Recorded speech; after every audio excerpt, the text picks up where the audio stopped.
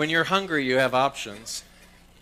Those options are to eat something of sustenance, and the other option is to ignorantly or unconsciously just consume whatever is in front of you. And the thing about that is that we all eat lies when we're hungry and starving and don't know any better.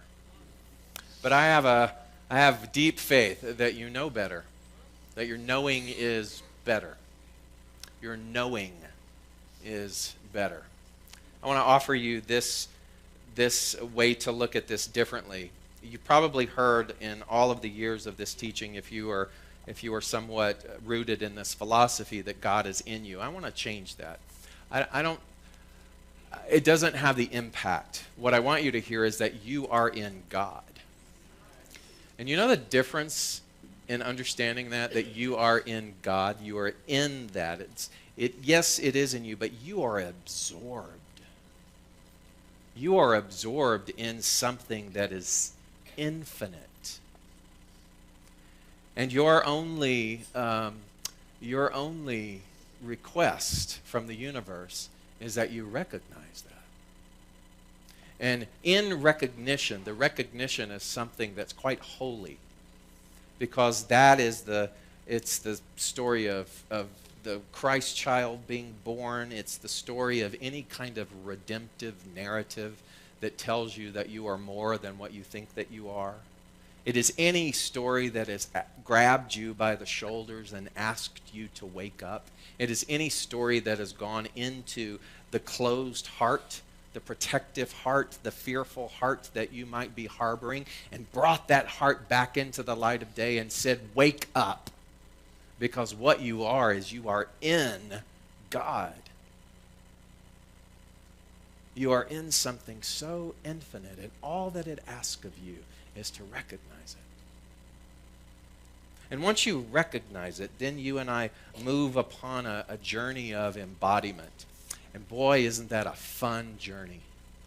It's filled with all kinds of twists and turns and characters and foibles. It's the hero's journey. It's the ups and the downs. It's the falling. It's the rising up. It is all of that. It is learning how to resist consciously,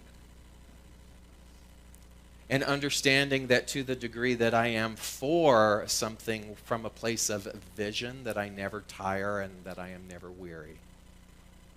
So it means that I can go upon this journey eternally as long as I remember and recognize that I am in something. I am absorbed by something that is infallible, and that is your story. So I want to tell you a little story.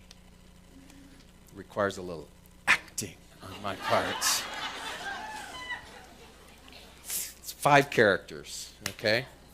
So I've got to make sure I get all these characters straight. 5 characters. And so 4 of those characters are A, B, C, and D, because this is a gender fluid story. And then the 5th character is an angel. And so A, B, C, and D pass. They transition from their human existence, and they materialize in front of a very strange, mystical landscape.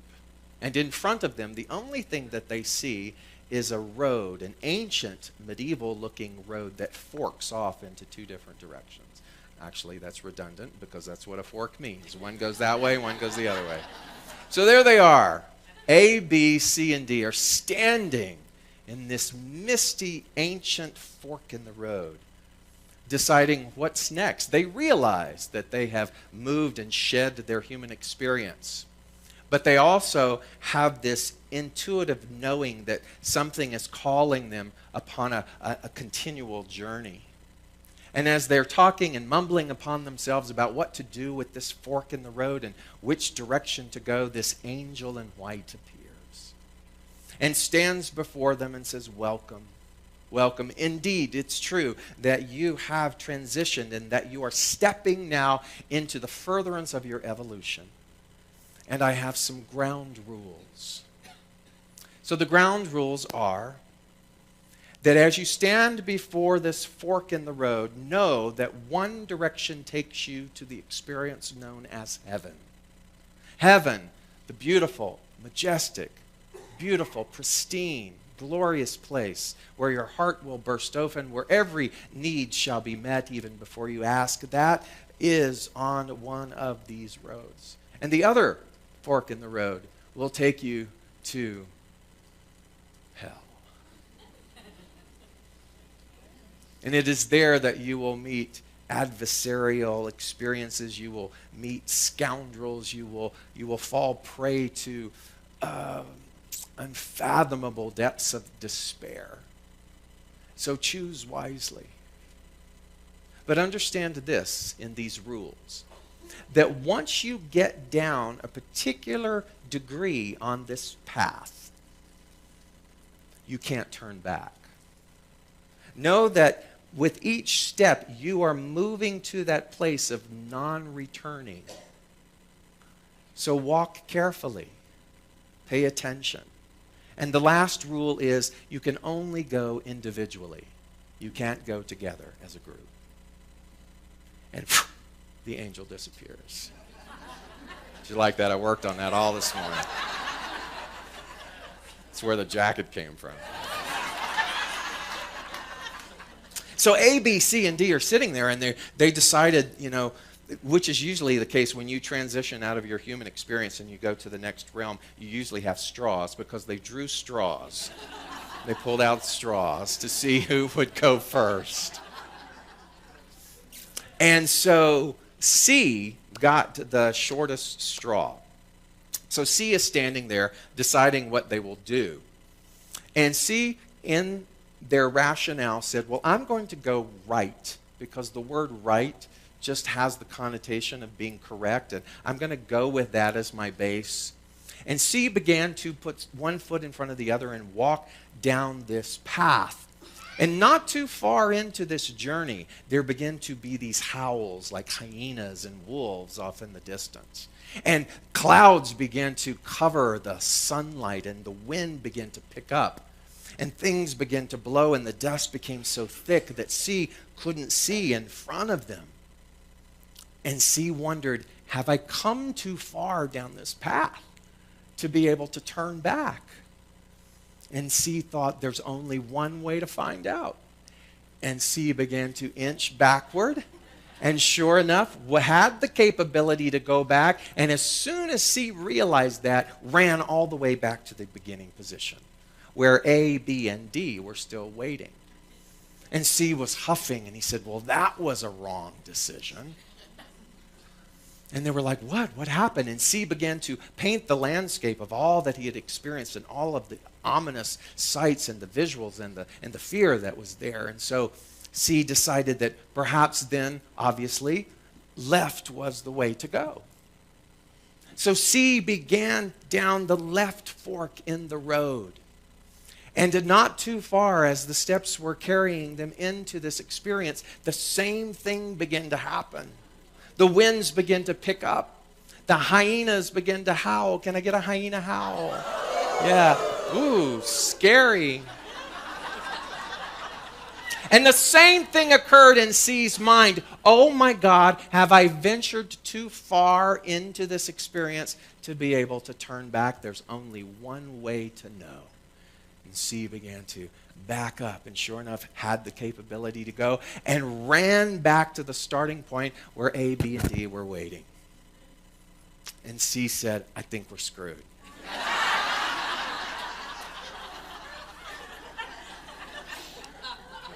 Because both paths are offering the same thing. And the next straw length whose turn it was to go was D. D became so petrified by C's experience, by C's explanation, by the sweat that was pouring off of C, that D just sat on the ground and said, I'm not going. I refuse. I will sit in this purgative state for the rest of my life because I am not going to go down there. So let me pause this narrative for a moment. Because I believe, like in any good story, every character in the story is an aspect of all of us. So you see, a lot of us have some C in us. Because that character of C, that characteristic, is the part of us that ventures off into unknown territory, and at the slightest provocation, at the lightest hiccup, slightest bump in the road, we have a tendency to want to run back to what's familiar. We become at the mercy of what we call effect, that which is the world. We become at the mercy of the slightest bump in any kind of trend. We get offended at the slightest thing that someone might say. We get fearful because something that is asking us to break out of the norm has presented itself right in front of us, and we are left with the option to either say yes and move through that fear, or to return back to what is familiar. And there's all of that in all of us, myself included. There's also that characteristic of D that looks at what everybody else has done and says, I'm not even going to try. I'm just going to sit here and wait out life. Because it's just easier that way. I'm going to numb myself. I'm going to do everything that I can to just eke by and get through this existence. And a lot of that is so wrapped up in being unconscious. But you see, we're not unconscious in here. You've often heard me say that once you step foot on the spiritual path, you have given up your right to be numb. You've also heard me say that the moment that you entertain the idea of a spiritual truth, the moment that you open that box to a greater possibility, you can't unknow what it is that you have been shown. Now, you can reject it. You can run back like C did. But you cannot not know that there is a greater ideal. And so A and B are left. And so it's A's turn. A had the next straw. A went down the right-hand side of the fork, came across the same circumstances that C had, but A made a decision that in spite of all of those appearances, that they were going to continue through that. And wouldn't you know that as A continued past the obstacles that C had incurred, that there before them the skies began to part. All of a sudden, the sun came back out, the winds began to die down, the awful noises began to cease, and there was this harmonious kind of hallelujah chorus floating in the air. And as they came down the path, there was a little sign that said, "Welcome, heaven." And A was like, wow. And A just plopped right down and made themselves at home. And never came back. So who's left now? Back here. We still have B, but we also have C and D. And remember, C went first? So they're waiting. What happened to A? C goes, I think they got eaten. And D shaking their head, yeah. In fact, I think I heard the chomp, chomp, chomp. Crunch, crunch, crunch. But B knew that they too had to go and make a decision and impart upon this journey. And so B chose to go left. And as B is walking down this path, comes across the same experience that C had described. Persevered through all of that, but what happened to B was that things actually didn't get better. What happened was that B came upon a village, a civilization, where people were quite angry. And in this civilization, in this village, people were fear-based, and people were untrusting of one another. And there was shortage, and there was limitation, and there was lots of name-calling. And the environment in this particular area was not conducive to really create or grow anything sustainable. So the people were hungry, the people were poor. There were gang-related violence where if anybody got some semblance of a morsel of something, the gangs would come and they would steal it. And B thought, what have I gotten myself into? And sure enough, as he looked around, over in the corner was a little sign that said, "Welcome to hell." And B thought for a moment, because one of the things that the angel had told them was that they would experience the equivalent of their inner world. And B thought, how can this be? Because when I was in human form, I did everything that I knew possible in order to advance, to become more aware, to be more loving, to open my heart. How could it be that after all of that work that I would wind up in a place like this? Something's not right. Something's not gelling. So I'm going to refuse. I'm going to resist. I'm going to refuse to accept the fact that this is all that there is to this particular place. And as B began to integrate and move and try to talk to people, to be kind to people, people thought that B was a freak because no one was kind to anybody there. But B made a deliberate choice to be kind. And suddenly, a small subset of these individuals began to soften, and B began to have a class. Some of these people in hell started to come into B's class. And before you knew it, some of the things that B was saying about being able to look beyond appearances, to understand and know that there was more depth and there was more vitality and there was more beauty than perhaps they were willing to see, that these people began to consider this. And a very small pocket of change began to occur in hell. So much so that it angered a lot of the rest of the people. Because, you know, when change is introduced, sometimes there are those who rush towards the change, and then sometimes there are those who raise their fist in the air and they become angry. They're very much, it's that characteristic of C, right? That wants to come back to what's familiar. And B kept talking to them and said, just be patient. Just do what it is that we've been talking about. Let's practice loving everyone as much as we can. And so they began to do that. And all of those howling animals off in the distance began to come, and the kind people that were attending B's classes began to feed these animals. They began to be kind to all of the gang members who were going around and stealing all of the possessions of everyone. And they endeared themselves, and they told them that there was a better way to be. And because of the example that this small group that B was influencing was living, there began to be a ripple effect. A ripple effect, a change in consciousness. And all of a sudden, things began to shift. Cosmologically, the clouds parted and the sun came back out. Flowers grew and they sang when they grew. People began to get along.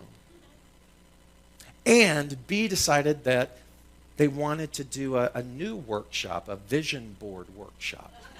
Because you see, everybody lived in these really poor accommodations, and that's all that they had ever known. So they decided that they were going to do a mansion building dream workshop. And they did this, and they visualized what it would be like to live in something different, something more conducive to the joy in their hearts. And they looked for land to buy, and the only land that was available in this area of hell was a swamp. So everybody pulled what resources they had, and they bought the swamp, and they drained the swamp. They really drained the swamp. Really drained the swamp. Like not just figuratively, like physically drained the swamp, right? And they began to build build something new. And all because of the intention of B remembering who they were. Suddenly, this place was not hell anymore. And as B looked at all of that, they walked back to the sign, the original sign that said, "Welcome, you are in hell." And B took their hands and they ripped that sign off and stood there. And the moment that B ripped the sign off, the angel came back and said, "Good job. You realize you're not done, right?" And B went, "I figured you were going to say something like that." And B said, "What is next for me?" And at that moment, the angel went, and a new fork appeared. And the angel said, "Continue." And B said, "Got it. Before I go off to my next experience, can you tell me a little bit about what happened to the other three?" And the angel said, "Well, as you know, A found heaven. But the problem with A finding heaven and just plopping down there was that eventually the discontent in A's heart began to foster because A realized that they didn't have anything to do in creating that level of community. They were just taking advantage of that community.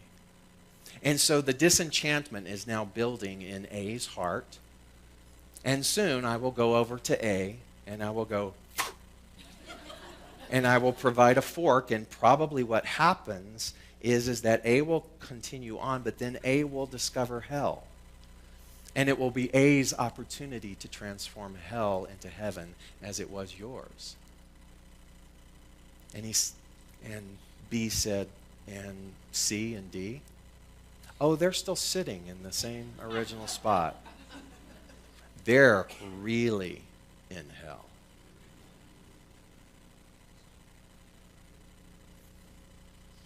So as we look at all of the characters of that narrative,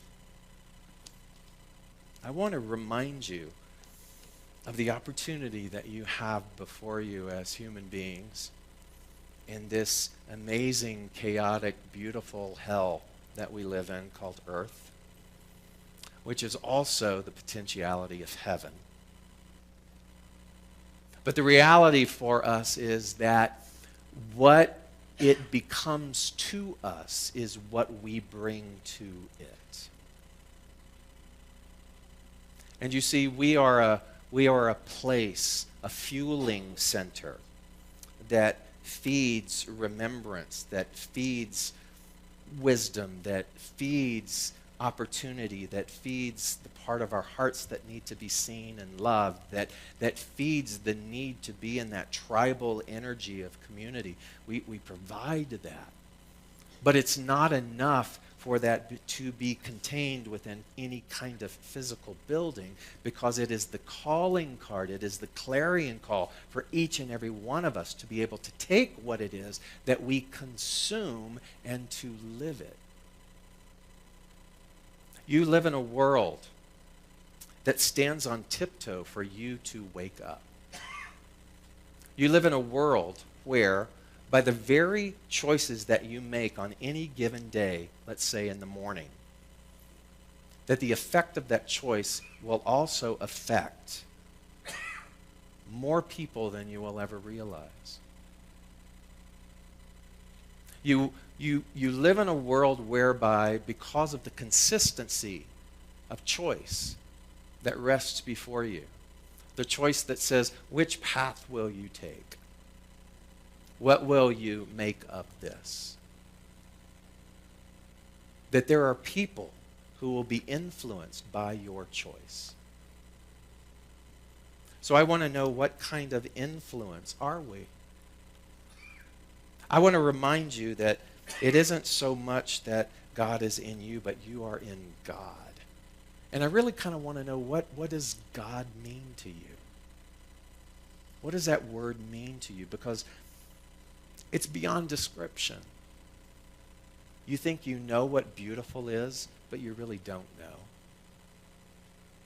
You think you know what wisdom and love and intelligence and revitalization is, but you and I really don't know. Because these are things that pale in comparison to the reality of what you are a part of. But unless you and I are willing to go on a journey that requires the 3 C's, that's character, courage, and commitment, then we will not be fully living out the opportunity that our soul is hungering for.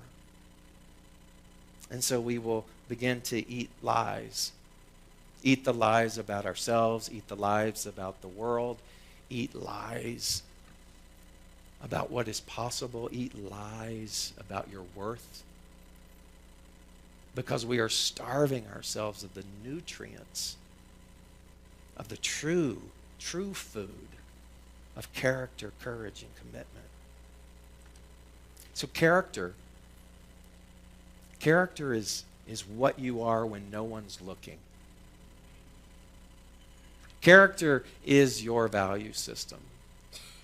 Character is the thing that begins to build and build and build and becomes the foundation and the essence of how you make your decisions about what fork in the road that you're going to go down. Character is the thing that becomes infallible. There was a famed basketball coach by the name of John Wooden that said, be more concerned with your character than your reputation. Because your character is what you really are, while your reputation is merely what others think that you are. You see the difference, right? Reputation is something that you can probably build on social media. But character is the thing that you are when no one's looking. Character is the part of that of B in the story that goes, wait a minute. Wait a minute. There's more here. Character is the thing that asks of you in those moments of fear to put down your arms and to unshield your heart and to move away from withhold and to begin to understand that the only way that you will know that there is more than enough is by serving other people. Character is the thing that will tell you that service probably is the number one calling. And hopefully character is a part of the mission of Spiritual Living Center of Atlanta. When we say, and if we say, with true sincerity, that we are here to assist to reawaken all to their spiritual magnificence. And that's a tall order, but that's so beautiful because a vision should be so large that it scares you. Strengthening your character should be something so all-consuming that it becomes the very thing that we choose at the beginning of a day. How will I strengthen my character? Character is a part of the purity, the untainted nature of that Christ child that was born, which is actually the story of you and I, the story of all sentient beings. Character. Character is the thing that speaks so loudly above and beyond any words that you might be saying. It is the feeling. It is the essence that circles us. Courage. Courage is an interesting thing. Courage is something that is required while we're building our character. Courage is actually the thing. I have a paradoxical like and dislike with courage. Because I find, like with anything, that if we rely on courage too much, then it also means that we're entertaining fear. Because the reason why we need courage is because we're entertaining fear. Courage is that thing that's like the scaffolding that I talked about a couple of weeks ago. All right, let's put up the scaffolding. Let's repair ourselves. Let's gather up some courage while we're strengthening our character. But at some point, The scaffolding has to come down. And the need for courage should also be put down. But I don't think any of us are there yet. So I think we need some courage. Courage is the thing that is a part of the pursuing. Courage is what all of the characters in that story were having to summon. Courage is what B took in that moment and said, I'm not moving from here. I'm going to transform what it is that I see through my thoughts and through my actions and through who I am. And it takes courage sometimes when we are in the mystery of things. But I want you to consider the fact that the more that you travel down this journey, you see when B got the second fork in the road, B has now what in their consciousness? I transformed one hell, I can transform the next. Whereas some of us still need a little bit of courage. I'm watching, fascinating, tenderly, as those in my practitioner class right now are at that point where all of the suppressed stuff is coming up. This is the time when most of them want to bolt. It's really juicy. And this is the time where they get to rely on their courage. It's the time where some of them will revert back to their C and D nature. It's the point where some of them will sort of just accept things for what they are, but there are those in that practitioner class, that's why I love to teach it so much, that will take on the characteristics of B, and they will look at their own personal hell, and they will begin to make new decisions around that because they realize that there's a responsibility with that class. You see, practitioners here, the key responsibility, not that we all live up to it 100% of the time, but the key responsibility is that they live the lifestyle of B in that story. Because the part of our prayer, the part of our knowing, the part of treating spiritually our mind is that we look at all of these circumstances, and even though it screams out hell, what we know is that heaven is there. And so I ask of my practitioners in this room this morning, and I ask of those practitioner students in this room this morning to remember what it is that you chose when you went on this journey. Because you become the guidepost, you become the angel that goes in front of all of the people that come to you for prayer. And that's a big responsibility. But you see, all of us are practitioners.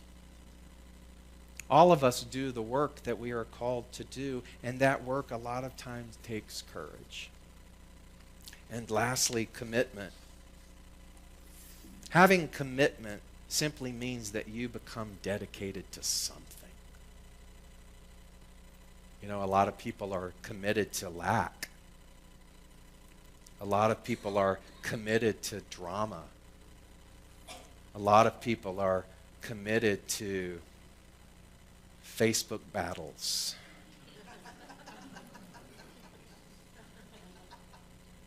But it's the people who are committed to consciousness that really excite me. Because when you're committed to consciousness and the elevation of the knowing of the planet, you become a part of the interesting percentage of that Pareto principle. You ever heard of the Pareto principle? That's the 80-20 principle. It's a very famous principle that is used a lot of times in terms of business, but it's also used in law, it's used in psychology, it's used in sports, it's used in health. And so, for example, in health, it says that sometimes 20% of the things that you alter or shift or change in your habits will affect 80% of your well-being. Simply meaning that if you just make some minor adjustments, it will affect the totality of what you are. It also has the other end of the spectrum, the other polarity that says a lot of times 20% of the people do the work and 80% of the people benefit.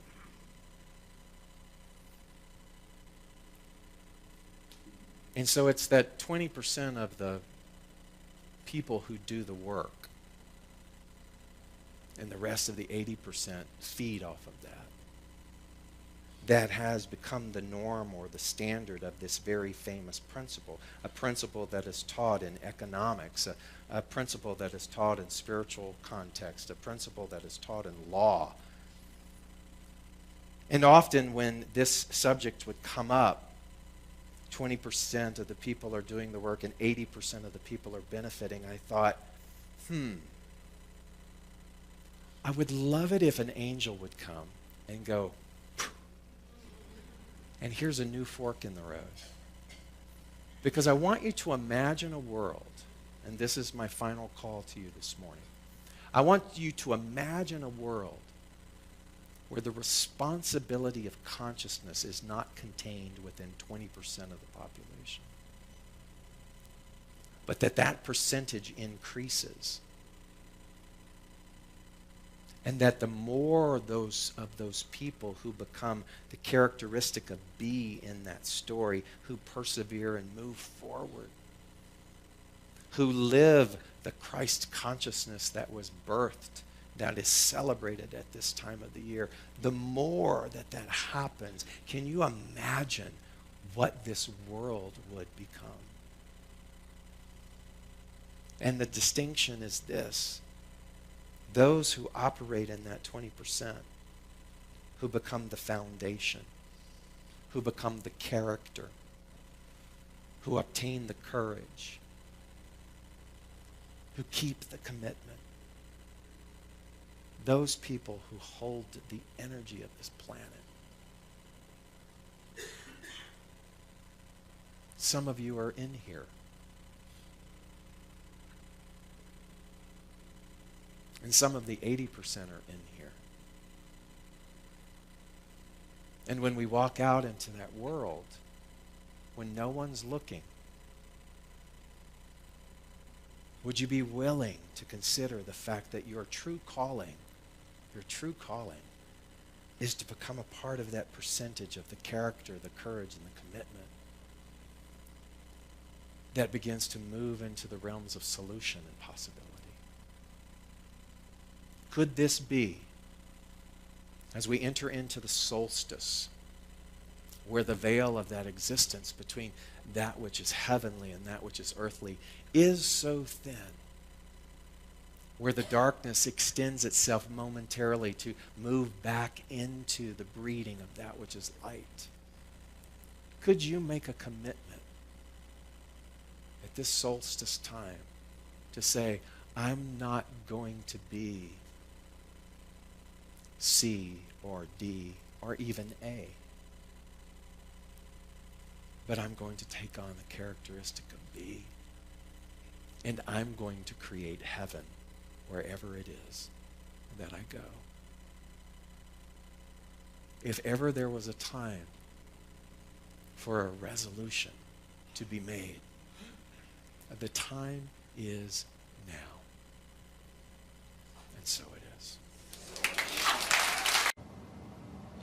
Hi, I'm David Ault, and I simply want to say thanks. Thanks for taking the time to watch our broadcast here at Spiritual Living Center of Atlanta. We have a vision, and that vision is to reawaken all to their spiritual magnificence. And one of the ways that we are able to do that is through this very medium of broadcasting.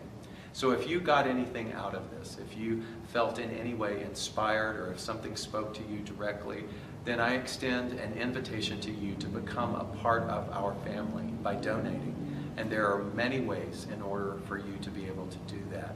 One is to simply go to our website at slca.com, and there you will find all different kinds of prompts that will help you support what it is that we are doing here in Atlanta. One way is to become a pledger. That means that you decide on a monthly basis that you are going to help us with this vision. Another way is to donate through our management system called Fellowship One, another through PayPal, and another even easier way is on your cell phone. You can do what's called text to tithe, and that number is 404-796-7030. Again, thank you so much for your support, and I invite you to come back weekly to see what it is that we're up to. Blessings.